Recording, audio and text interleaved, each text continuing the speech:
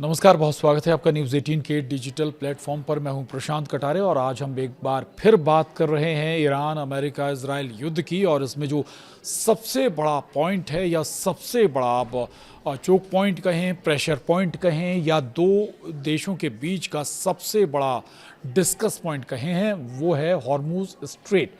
Hormuz strait को लेकर Iran एक कदम भी पीछे हटने को तैयार नहीं है, तो दूसरी तरफ अमेरिका लगातार ये दावा करता आ रहा है कि हॉर्मुज स्ट्रेट पर अब उसका कब्जा है, उसका नियंत्रण है, और उसके हिसाब से ही यहाँ पर जो जहाज़ हैं, ईंधन ले जाने लाने वाले जो जहाज़ हैं, वो उनका संचालन उसी के हिसाब से होगा। लेकिन वास्तविकता इससे कहीं हटकर अभी भी नज़र आती है। तो हॉर्मुज स्ट्रेट से गुजरने वाले ज़्यादातर जहाज़ अब अपनी पहचान या रास्ता छिपा रहे हैं। ये ज़रूरत क्यों पड़ी, ये भी हम आपको बताएंगे। दरअसल अल जज़ीरा की एक रिपोर्ट के मुताबिक 1 से 19 अगस्त के बीच करीब 236 जहाज़ हॉर्मुज स्ट्रेट से गुजरे हैं, लेकिन 148 जहाज़ों की राह साफ तौर पर पता नहीं चल सकी। यानी ये अपना आइडेंटिटी छुपा रहे हैं, नहीं बता रहे हैं अपना रास्ता। दरअसल इन आंकड़ों से संकेत मिलते हैं कि ट्रंप की जो धमकियां हैं, उसके बावजूद कई जहाज़ ईरानी रास्ते का भी इस्तेमाल कर रहे हैं। और इससे ये सवाल भी उठता है कि हॉर्मुज स्ट्रेट में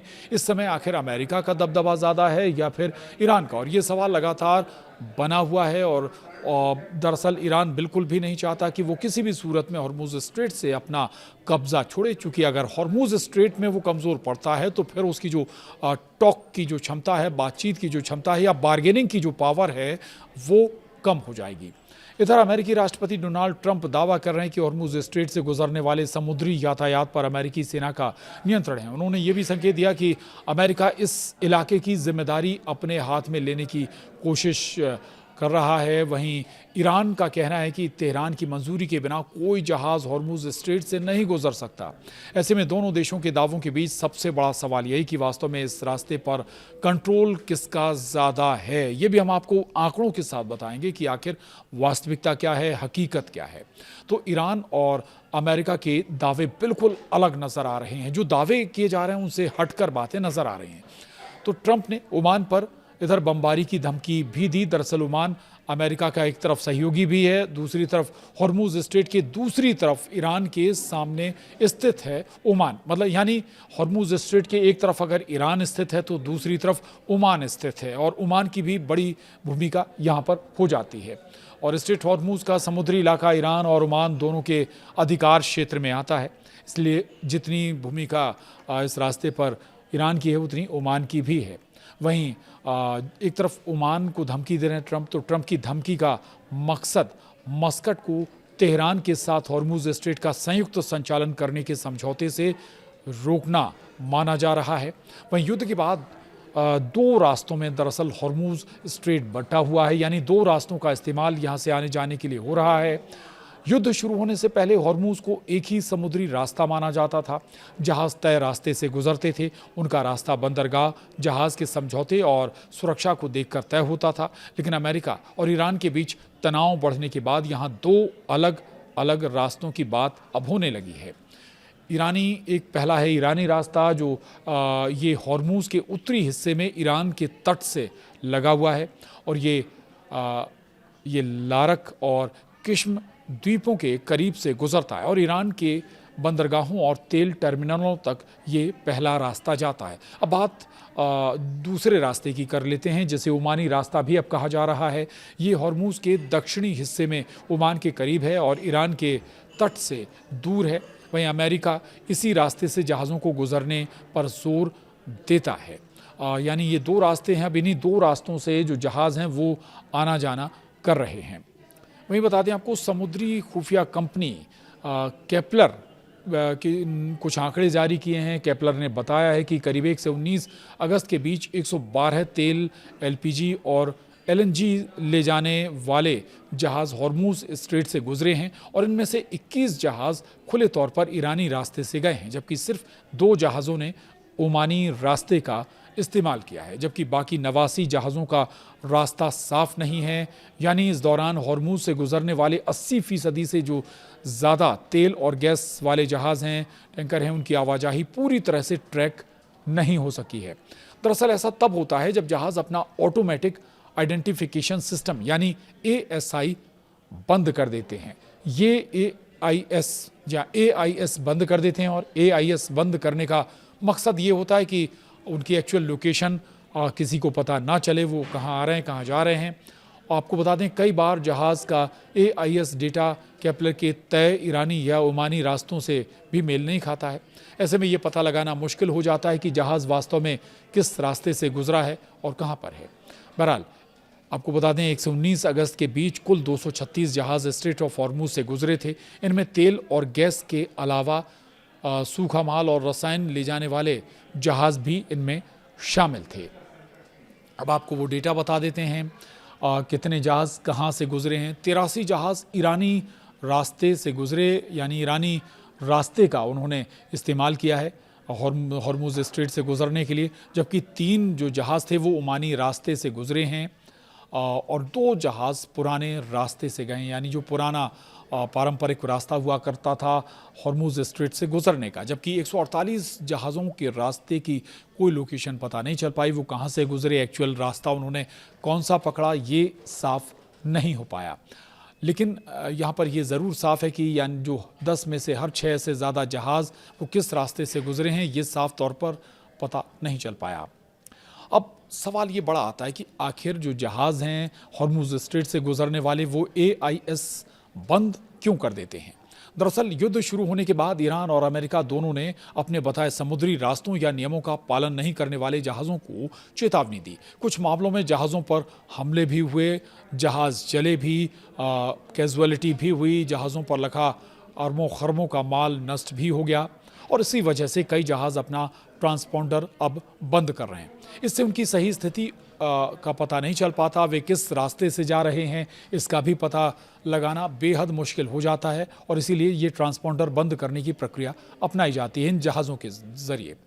और ये भी बता दें, ब्रिटेन के थिंक टैंक चैथम हाउस के एसोसिएट फेलो नील क्विलियम ने अल जजीरा से कहा था कि ट्रांसपॉन्डर बंद करने से जहाज़ की आवाजाही कम दिखाई देती है, हालांकि इससे समुद्री सुरक्षा का खतरा भी बढ़ जाता है।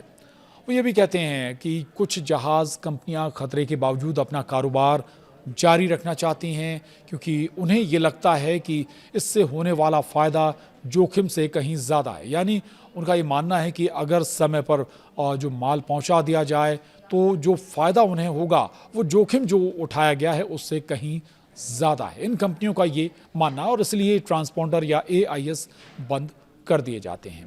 वहीं रास्ते में जहाज़ों के बीच सामान भी बदला जा रहा है, जो इससे जुड़ी एक जो महत्वपूर्ण बिंदु है ये भी आपको बताते हैं। दरअसल ट्रांसपॉन्डर बंद करने की एक वजह समुद्र में 2 जहाज़ों के बीच सामान का ट्रांसफ़र होना भी होता है। एक्सपर्ट कहते हैं कि सऊदी अरब, इराक और कुवैत समेत कुछ खाड़ी देशों ने ओमानी रास्ते से अगर जैसे कुछ खेप भेजी, और इसके लिए कुछ जहाज़ों की ट्रैकिंग बंद की गई और रास्ते में दूसरे जहाज़ों को माल सौंप दिया जाए। ये एक प्रक्रिया इस दौरान भी की जाती है। वहीं कुछ ईरानी जहाज़ भी ओमानी रास्ते का इस्तेमाल कर रहे हैं। इसका मकसद प्रतिबंधों और अमेरिकी नाकेबंदी से बचना भी है। अब आपको बताते हैं क्या आंकड़े ईरान के दबदबे की ओर इशारा कर रहे हैं, ये भी समझिए। दरअसल 148 जहाज़ों का रास्ता साफ नहीं होने की वजह से ये तय करना अब मुश्किल है कि वास्तव में कितने जहाज़ ईरानी या ओमानी रास्ते से गुजरे हैं। ये ज़रूर साफ नज़र नहीं आता है, और इसलिए ये कैलकुलेशन करना कि आखिर ज़्यादा जहाज़ गुजरे कहाँ से, जो दो रास्ते बताए गए हैं। लेकिन फिर भी जो उपलब्ध आंकड़ा है उससे एक बात तो साफ हो जाती है कि अमेरिकी नाकेबंदी और ट्रंप की धमकियों के बावजूद हर 5 में से 1 जहाज़ खुले तौर पर ईरानी रास्ते से गुजर रहा है। और दूसरा, सभी तरह के जहाज़ों को मिलाकर अगर देखें तो करीब 35% जहाज़ों ने सार्वजनिक रूप से ईरानी रास्ते का ही इस्तेमाल किया, वहाँ से गुजरने के लिए ईरानी रास्ते को ही चुना है। इसके मुकाबले ओमानी या पुराने रास्ते से गुजरने वाले जहाज़ों की संख्या बेहद कम रही है, और ये संकेत है कि कई जहाज़ अमेरिकी धमकियों के बावजूद भी ईरानी रास्ते का इस्तेमाल कर रहे हैं, ईरानी रास्ते को ही चुन रहे हैं। यानी मौजूदा हालात ऐसे हैं कि ईरान को नाराज़ नहीं करना चाहती हैं जो कंपनियां हैं, जो जहाज़ हैं, जहाज़ पर गुजरने वाला जो ट्रैफिक है जहाज़ों के ज़रिए, और दूसरी तरफ ट्रंप की धमकियों से ज़्यादा असर यहाँ पर इस ट्रैफिक में नज़र नहीं आ रहा है। अब ये भी समझ लीजिए कि हॉर्मूज़ दुनिया के लिए आखिर इतना अहम, इतना ज़रूरी क्यों है? तो अमेरिका, इज़राइल का ईरान के खिलाफ युद्ध शुरू होने से पहले दुनिया के तेल और एलएनजी की करीब एक पाँचवीं सप्लाई हॉर्मूज़ स्ट्रेट से होकर गुजरती थी। यानी बहुत बड़ा हिस्सा हॉर्मूज़ स्ट्रेट से होकर ही विश्व के अलग-अलग देशों में जाता था, जहाँ से तेल और एलएनजी और गैस की सप्लाई होती थी, यानी ईंधन की सप्लाई होती थी। और तब हर दिन करीब 130 जहाज़ यहाँ से गुजरते थे। इसके मुकाबले अगस्त के 19 दिनों में कुल 236 जहाज़ ही यहाँ से गुजरे हैं। वहीं ईरान ने मार्च की शुरुआत में स्ट्रेट बंद कर दिया था और सिर्फ अपने मित्र देशों के जहाज़ों को ही यहाँ से ईरान ने गुजरने दिया था। वहीं 17 जून को अमेरिका के साथ एमओयू पर हस्ताक्षर होने के बाद भी ये जलमार्ग दोनों देशों की बातचीत का सबसे बड़ा विवाद अभी भी बना हुआ है। और इस संकट का असर वैश्विक तेल बाजार पर भी पड़ा है। संघर्ष शुरू होने से पहले ब्रेंट कच्चा तेल करीब $66 प्रति बैरल था। मार्च में ये $119 तक पहुंच गया और बाद में कीमत घटी, लेकिन तनाव बढ़ने के साथ कीमतें फिर चढ़ गईं। वहीं गुरुवार को सुबह ब्रेंट क्रूड की बात करें तो $92.9 प्रति बैरल पर था। वहीं एक्सपर्ट्स कहते हैं कि अगर जहाज़ों की आवाजाही पर तेहरान का असर कम होता हुआ माना गया तो अमेरिका के साथ बातचीत में दबाव बनाने का ईरान का एक अहम हथियार कमज़ोर पड़ सकता है। यानी ये समझिए कि हॉर्मूज़ स्ट्रेट इतना महत्वपूर्ण क्यों है, क्योंकि ईरान के लिए ये प्रेशर पॉइंट है किसी भी बातचीत का, किसी का भी गला दबाने के लिए या कहें अमेरिका से बातचीत करने में भी अगर मजबूत पोजीशन में ईरान है तो उसकी मुख्य कारण हॉर्मूज़ स्ट्रेट ही है। अगर हॉर्मूज़ स्ट्रेट पर ईरान कमज़ोर पड़ता है तो फिर वो बातचीत में भी कमज़ोर पड़ जाएगा, वहाँ भी बार्गेनिंग की उसकी जो क्षमता है वो कम हो जाएगी। ये बात ईरान बहुत बेहतर तरीके से जानता है और इसीलिए हॉर्मूज़ स्ट्रेट पर वो किसी भी सूरत में अपनी पकड़ मजबूत रखना चाहता है। यानी थोड़ी सी भी अगर वहाँ पर पकड़ ढीली होती है तो फिर वो पूरी तरह से एक्टिव हो जाता है। यानी हॉर्मूज़ स्ट्रेट एक वो प्रेशर पॉइंट है जो बातचीत का महत्वपूर्ण हिस्सा है और अमेरिका भी चाहता है कि हॉर्मूज़ स्ट्रेट पर सबसे पहले तस्वीर साफ हो, लेकिन वो हो नहीं पा रहे। बहरहाल हॉर्मूज़ स्ट्रेट पर और मिडिल ईस्ट से जुड़े इस पूरे मसले पर तमाम दूसरी अपडेट्स के लिए आप बने रहिए न्यूज़ 18 के डिजिटल प्लेटफॉर्म के साथ। नमस्कार।